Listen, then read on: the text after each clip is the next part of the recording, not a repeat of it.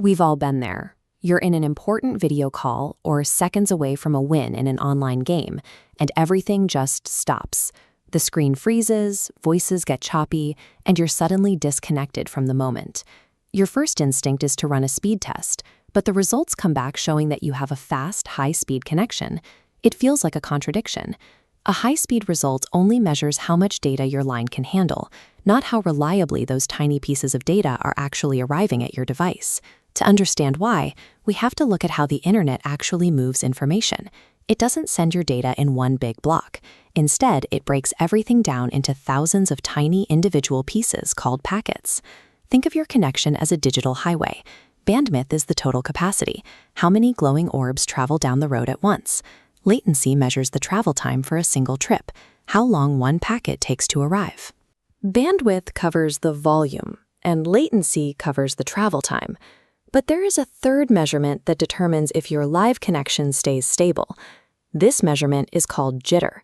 It tracks the unpredictable variation in when those data packets actually arrive. Imagine a bus route with a bus leaving every 10 minutes. People rely on that steady rhythm. In a zero-jitter environment, buses encounter identical traffic, arriving exactly 10 minutes apart. But digital traffic isn't perfect. Packets experience varied delays, arriving in unpredictable, chaotic clusters. When the arrival times become this erratic, it breaks the steady stream your computer needs for real-time communication. This explains why jitter can ruin a video call, while having almost no effect on your ability to download a large file or web page. When downloading a file, your computer patiently waits for every packet to arrive, reassembling them perfectly regardless of order.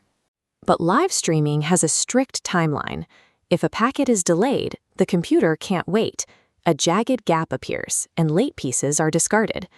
To you, those discarded packets look like a character teleporting across the screen in a game, or sound like words dropping out of a conversation.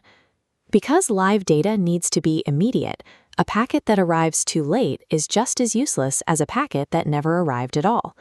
To handle these timing hiccups, our devices use a software defense called a jitter buffer.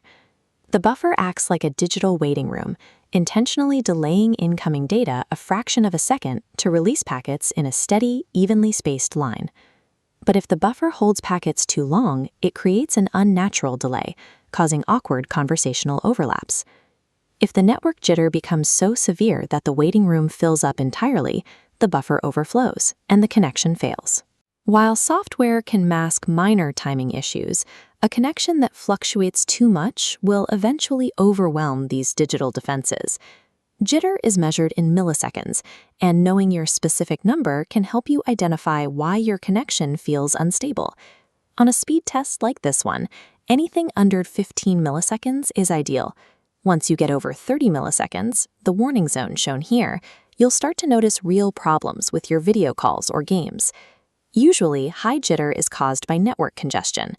This happens when too many devices in your home are trying to use the same connection at once, forcing data packets to wait in line. This is often made worse by Wi-Fi interference. Signals can be disrupted by physical walls or even other electronics, causing packets to arrive at different speeds. In most cases, these high numbers aren't a permanent problem with your provider, but a localized issue you can actually fix. The most effective way to lower jitter is to switch from a wireless connection to a hardwired Ethernet cable. A physical cable removes the unpredictability of Wi-Fi interference, ensuring your data has a clear, direct path to your device. If you have to stay on Wi-Fi, you can look for a router setting called Quality of Service, or QoS. Think of QoS as an express lane. It identifies critical data, like your voice or video, and moves it to the front of the line instantly, so your call stays stable even if another computer is downloading a large update. High bandwidth is useful for moving large files, but for the live apps we use every day, a steady, predictable rhythm of packet delivery is what keeps a connection stable.